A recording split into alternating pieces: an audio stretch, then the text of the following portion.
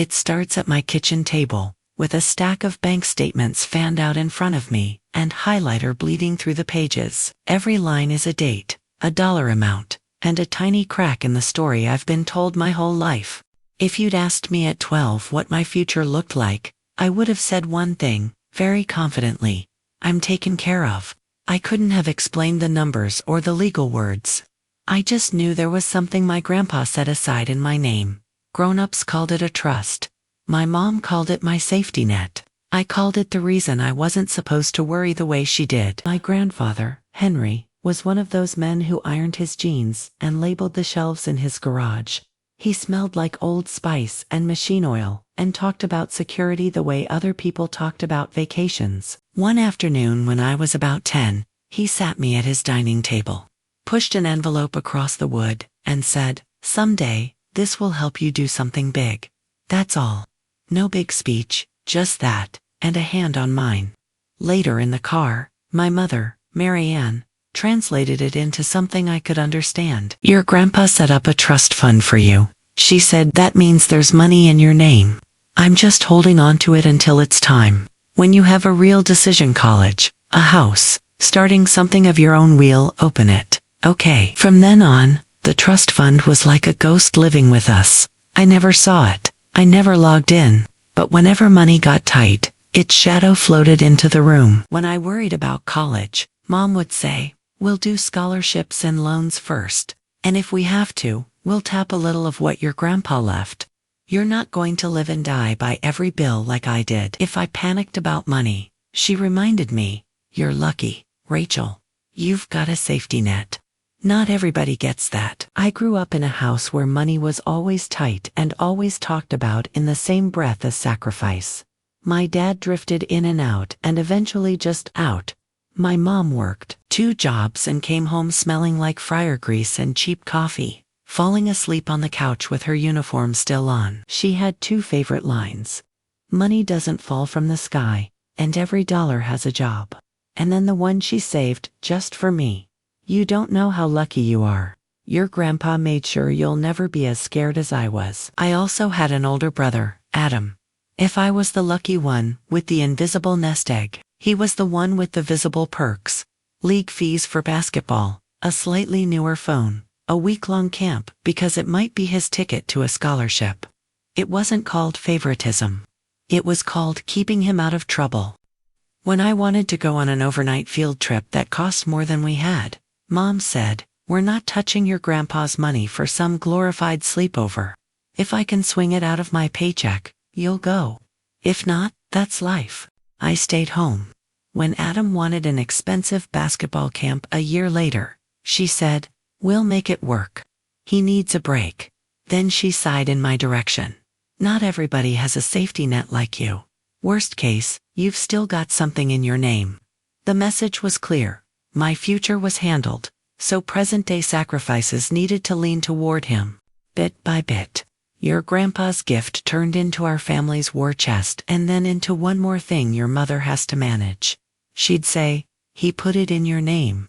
But if I hadn't dealt with the paperwork, taxes, and keeping this house, there wouldn't be anything left to protect.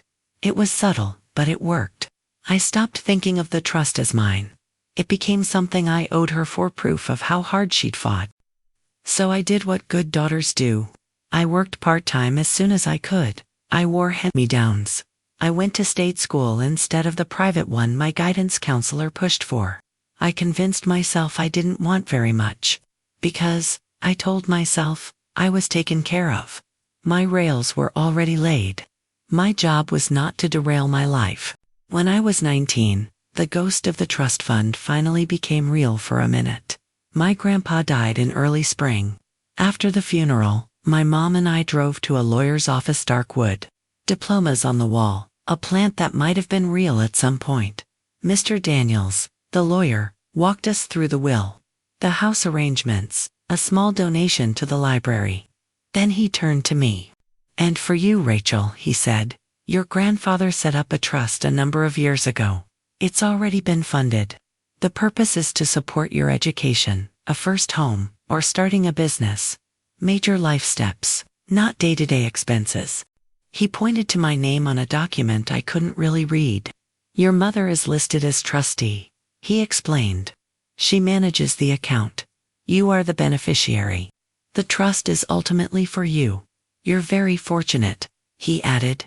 Not many people your age have something like this in place. Your grandfather wanted you to have options. I nodded, overwhelmed and grateful and completely out of my depth. I didn't ask to see the balance. I didn't ask for a copy. I didn't ask what beneficiary or fiduciary duty really meant. Mom smiled, squeezed my shoulder, and said, "See, he believed in you." Then, as we left, she tucked the folder into her bag and said, "Don't stress over all the legalese. That's what I'm here for. Mr. Daniels and I will handle the boring stuff. You just focus on living right, okay?" I wish I'd asked for a copy that day. Instead, I walked out with a box of my grandpa's cufflinks and a comforting belief that the grown-ups had everything under control. Fast forward 15 years, I'm 35, living in a one-bedroom apartment with thin walls, working a steady but unremarkable job. My life is okay. Not disastrous, not glamorous, just stuck. My landlord announces he's selling the building. My rent will go up or I'll have to move. Then a coworker sends me a condo listing. It's small, outdated, but in a neighborhood I love, and miracle of miracles, almost within reach, if I can pull together a decent down payment. I run the numbers and come to the obvious conclusion. This is exactly what the trust was meant for. Not vacations, not gadgets. A first home, stability. For the first time, I let myself think, maybe this is what taken care of looks like when it finally arrives. So I go to the place where every major financial conversation in our family has happened. My mother's kitchen table. She's making tea. I'm twisting my hands under the table. "Mom," I say, "I found a condo. It's not fancy, but it's solid. If I could use part of the trust for the down payment, I could afford the mortgage." She keeps stirring her tea. "The trust," I repeat. "Grandpa's fund." She doesn't say yes. She doesn't say no. She just starts talking about how expensive everything is, now property taxes, insurance, groceries, how the furnace will need replacing, how interest rates are unpredictable. I try again. This is exactly what he said it was for. Education, a first home, taking a real step forward. I'm not asking for all of it. Just enough to get started. She finally looks up, eyes tired. "You have no idea how complicated these things are," she says. "The bank, the taxes. It's not as simple as pushing a button." "I know it's not simple," I say. "That's why he made you trustee. But it's been sitting there for years, right? Growing." She hesitates. "What if there isn't as much as you think?" Something cold slinks into my stomach. "What does that mean?" I ask. She shakes her head quickly. "Nothing. Just markets go up and down. Don't get obsessed with the number. It's enough for what it's meant for. But a condo, that's not life or death. Renting isn't the end of the world." I point out that my landlord is literally selling my home out from under me. She pats my hand. "When you really need it, it'll be there," she says. "Until then, keep doing what you're doing. Work hard, save, trust me. One day you'll be glad we didn't touch it for something impulsive." Something in me flinches at her choice of words, but I let it go in the moment. We have a lifetime of practice not pushing each other too far. Later, lying awake in my apartment, her sentence loops in my head. "What if there isn't as much as you think?" It's the first time the math in my head doesn't match the story in my chest. The crack doesn't become a fracture all at once. It starts with little things. I begin noticing how my mother's "we're always struggling" story doesn't quite match what I see. The fully remodeled kitchen, the new appliances, the cruise she went on with my aunt last year, the way she casually helps Adam get back on track whenever he calls. I mention the trust to my friend Jess one night over takeout, keeping my tone light. "My grandpa left me this fund," I say.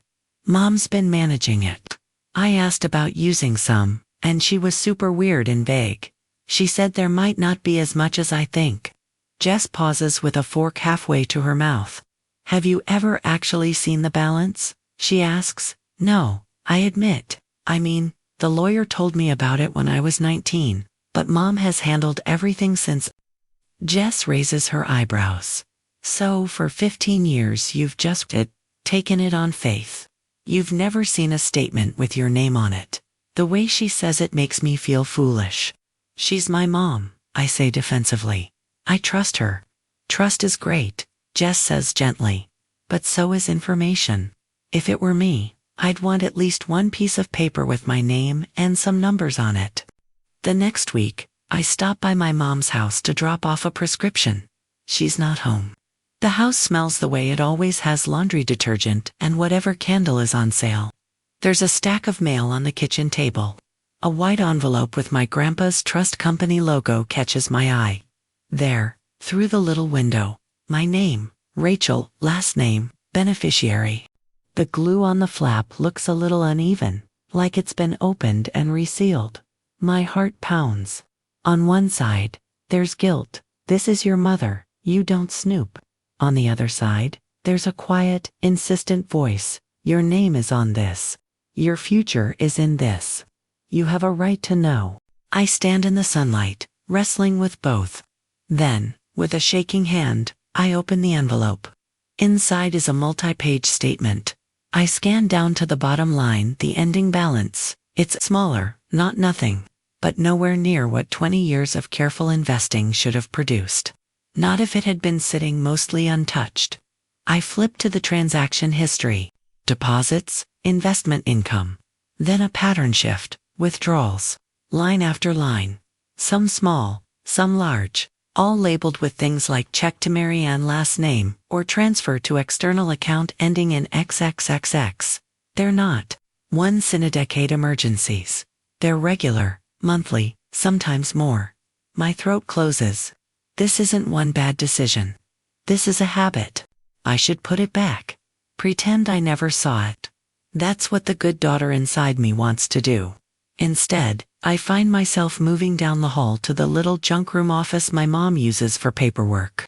In a metal filing cabinet, I find the kitchen remodel contract, same year, same ballpark number as a cluster of withdrawals. In another folder, I find an informal loan agreement to Adam, from Mom, for his business. Back at my apartment that night, I can't sleep. I sit at my own kitchen table with a notebook, trying to reconstruct what I saw. Dates, approximate amounts, any life events I can tie them to. I start making columns. Year, money out, possible purpose. It looks less like a safety net and more like a slow bleed. If this were just a misunderstanding, the numbers would have told me so. Instead, they tell me something else. This isn't an accident, it's a pattern. A few days later, I ask my mother to meet to talk. We sit at her kitchen table, tea between us. The same scene, different script. I slide a few printed pages across the wood, my rough reconstruction, some highlighted lines. I'm not here to attack you, I say, my voice trembling. I just need to understand. These withdrawals, I didn't know about them. Can you explain? She glances down, then scoffs. Banks make mistakes all the time. They mislabel things. I wouldn't get too worked up.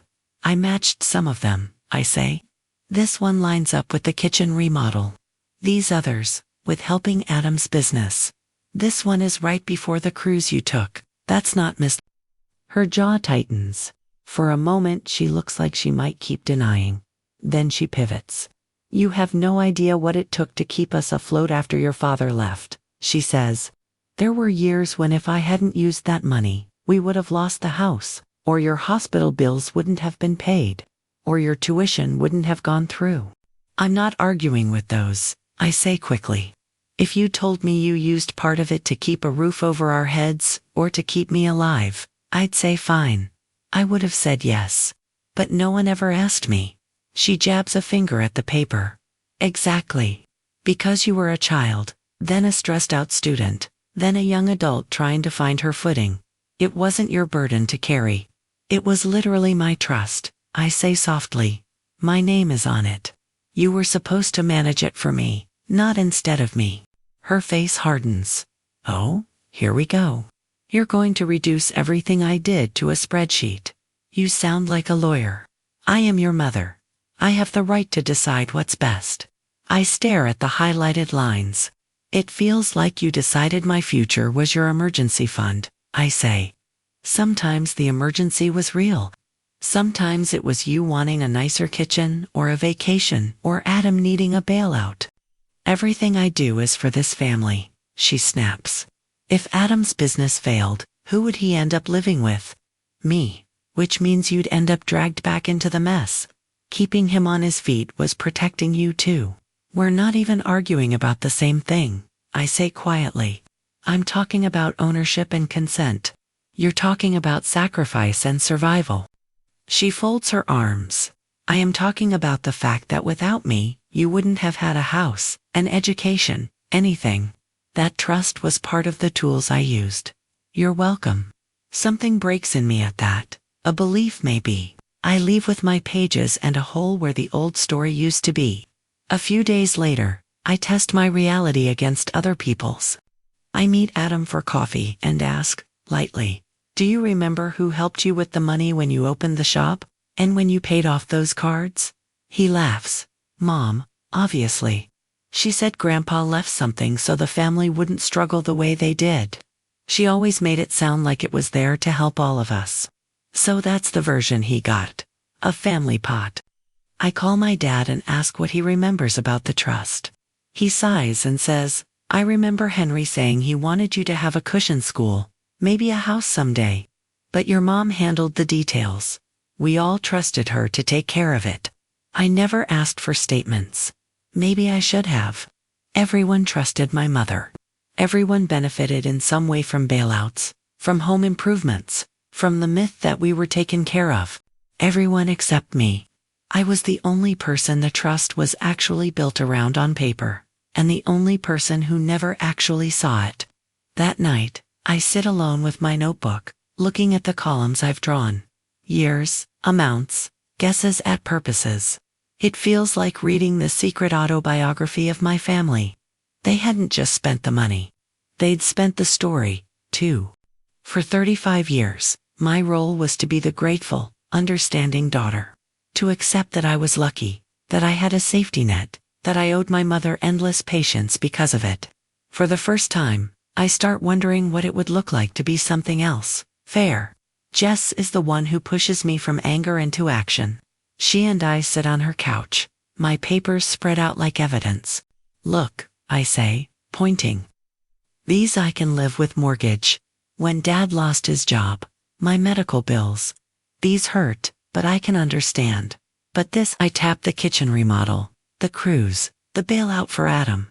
This was never discussed. I was never even told. Jess glances over the pages and says, you need someone who speaks this language professionally. You mean a therapist? I joke weakly. I mean a lawyer, she says. I know someone who specializes in trusts and estates. She's not a shark. She won't push you into something you don't want. But she'll tell you what's real. The word lawyer makes my stomach lurch. In my family, getting a lawyer is what other people do. Dangerous people, ungrateful people, not good daughters. But then I look at the columns again. Give me her number, I say. The attorney, Karen, is calm, mid-40s, blazer and kind eyes. She flips through my notes and listens, occasionally asking clarifying questions. Finally, she leans back and steeples her fingers. Okay, she says. I'm going to give you the simple version first. A trustee has a duty legally to act in the best interest of the beneficiary. Not in whatever way feels convenient. Not as their personal piggy bank. I swallow. Even if she believes she was acting for the family. Her belief isn't the standard, Karen says gently. The terms of the trust, and the law, are using funds for your direct support education, necessary medical care, keeping a roof over your head that could be justified, using funds for unrelated home upgrades, vacations, or loans to other people. That's much harder to defend. What can I do? I ask, my voice small. You can request a full accounting, she says. Formally, in writing, you can ask that she step down as trustee and be replaced by a neutral party, like a bank. If the accounting shows serious misuse, you can sue for breach of fiduciary duty and try to recover some of the losses. The words, "sue my mother," make me feel physically ill. Karen must see it on my face. "I'm not saying you should march into court tomorrow," she adds. "I'm saying you have rights."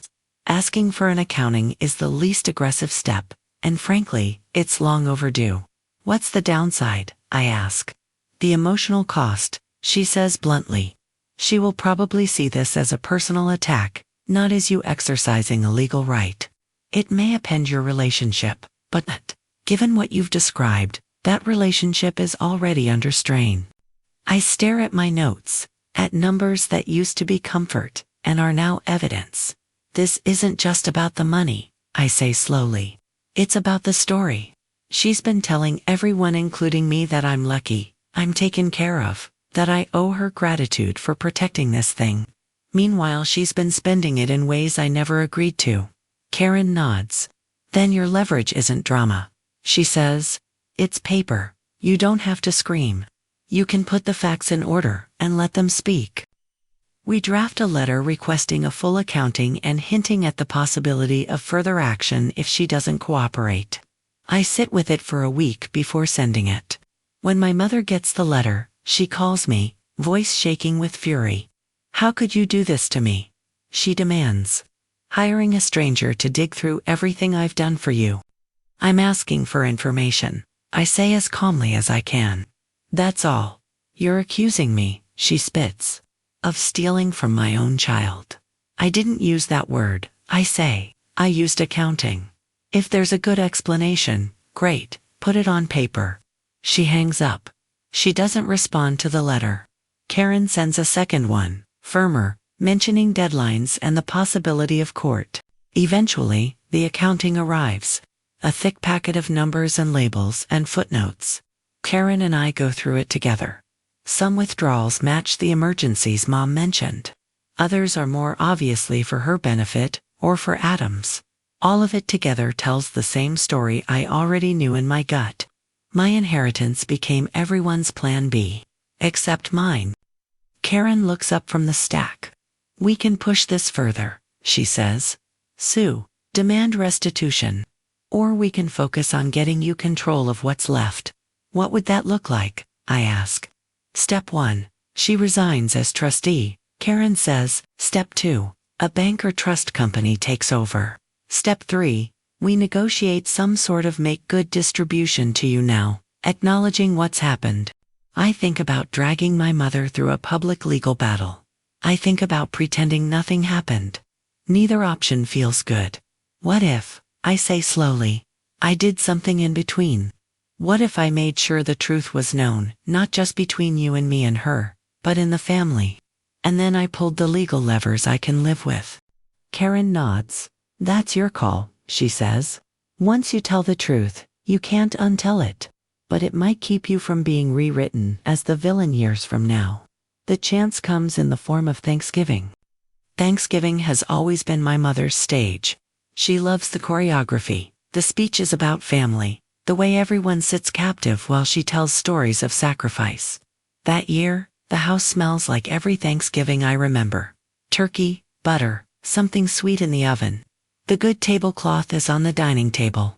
My aunt is arranging rolls. My uncle is opening wine. Adam is cracking jokes by the snacks. My mother moves from stove to table like a queen in an apron. If you took a picture, we'd look like a perfectly normal family. I walk in holding a manila folder that feels much heavier than paper. Jess calls it my ledger. I call it the truth. I tuck it on a sideboard until dinner. We go through the motions, small talk, checking on work, laughing at old stories. Mom tells one about how broke we were when I was little and how we always found a way. Eventually, everyone sits. My mother stands at the head of the table, glass raised. Before everything gets cold, she says, "I just want to say how grateful I am for this family." "Actually," I say, cutting in, my voice softer but somehow carrying, "before we toast, I need to say something too." A few people chuckle awkwardly. My mom's smile stiffens. "Can this wait?" she asks. "Let's just eat." I stand up. my chair scraping slightly. My heart is pounding, but my hands are surprisingly steady. It affects all of you, I say. So no, I don't think it should wait. I walk to the sideboard, pick up the folder, and bring it back. I set it down in front of my plate and open it. For 20 years, I say, any time I asked about the trust Grandpa left me, I was told a story. That I was lucky, that my future was taken care of, that my mother was protecting it for me. My mom's voice is sharp. Rachel, we are not doing this here. I look at her. I love her. I also don't trust her. I'm not here to humiliate you, I say. I'm here because I'm done being the only person who doesn't get to know what really happened. I pull out a summary page from the accounting Karen prepared. This is the trust, I say to the table. The real one. The legal one. It's in my name. Grandpa set it up for my education, a first home, or a business of my choosing. He named Mom as trustee to manage it. What I didn't know until this year is how much of it has already been spent. The room is very quiet. I slide one page into the middle. Let's start with what I don't dispute, I say. Year 1, a big withdrawal, same time Dad lost his job. That money kept us from losing the house. I'm not arguing with that. If you'd told me, I would have said yes. Dad shifts in his seat, guilty. Another one, I continue. The year I ended up in the ER, insurance didn't cover everything. She used the trust to pay. Again, if you'd told me, I would have said yes. I'm grateful. I flip the page. Then there are these, I say. 30,000 in a single year for home improvement, trustee residence. That's the kitchen remodel. Then 8,000 for travel expense, trustee, that's the cruise. I nod toward my aunt. You remember that trip, right? My aunt looks stricken. And 25,000 in family support, Adam last name. That's the bailout for your business, I say, turning to my brother. He stares at my mother. You told me that was from savings, he says quietly. You never said it was from the trust. It was all for family. My mother bursts out. For all of us. We needed a working kitchen. I needed that trip not to have a breakdown. Adam needed a chance. I did what I had to do. I'm not saying you didn't need things, I say. I'm saying you used my inheritance without telling me. And those withdrawals added up to almost everything. My aunt frowns. Wait, she says. I thought Henry left that trust just for Rachel. That's what he told me. I pull out a photocopy of the trust language, with the key part highlighted. I won't bore you with the full legal paragraph, I say. But here's the gist. Grandpa created this trust for the sole benefit of my granddaughter Rachel last name. To support her education, housing, or business endeavor. I'm not saying you didn't need things, I say. I'm saying you used my inheritance without telling me. And those withdrawals added up to almost everything. My aunt frowns. Wait, she says. I thought Henry left that trust just for Rachel. That's what he told me, RS, of her choosing. Not for the general use of the family, not for Marianne to tap when she's overwhelmed. For me, with her managing it in my best interest. My mom's shoulders slump a little. Then she stiffens again. You don't know what it's like to be a single mother, she says, voice shaking. Everything fell on me. Henry didn't leave a step-by-step manual. He left money. I had to decide how to use it. Every time something broke, every time a bill came I couldn't cover. I had a choice. Let our life fall apart, or use the tools available. I nod. I understand that. I understand that some of these withdrawals saved us. But I also see the ones that didn't. I tap the list. The cruise. The kitchen. The extra help for Adam when I was told to be the easy one. None of that was discussed with me. And you never once showed me a statement. You told me I was taken care of while you quietly spent the thing that was supposed to be taking care of me. She's crying now, but the tears don't erase the facts. You're making me look like a thief, she whispers. I'm not making you look like anything, I say, my own voice thick. The numbers are your handwriting, year after year. Adam clears his throat. Mom, he says, if I'd known that money was meant for Rachel, I don't know if I could have taken it. She turns to him, desperate. I wasn't going to let one of my kids drown while the other sat on a pile of money. Henry wouldn't have wanted that. Maybe, I say. But then you should have said, Rachel, this is what Grandpa left you. We're in trouble. Can we use some instead? You said, don't worry, you're taken care of. You don't need to think about it. I look around the table at my family, most of them staring at their plates. I can't change what's already gone, I say. The trust will never be what it should have been, but I can decide what happens next. I take a breath, feeling the line inside me sharpen. I've hired a lawyer, I say. She's already sent a letter requesting this accounting. She's also asked that Mom resign as trustee. From now on, a neutral party, a bank, will manage whatever is left. If any other money leaves that account, it's going to be documented and agreed to, not decided in secret. My mother gasps like I've hit her. You're taking this to court, she chokes out. I don't know yet, I say honestly. Right now, I'm securing what's left and making sure the story is accurate.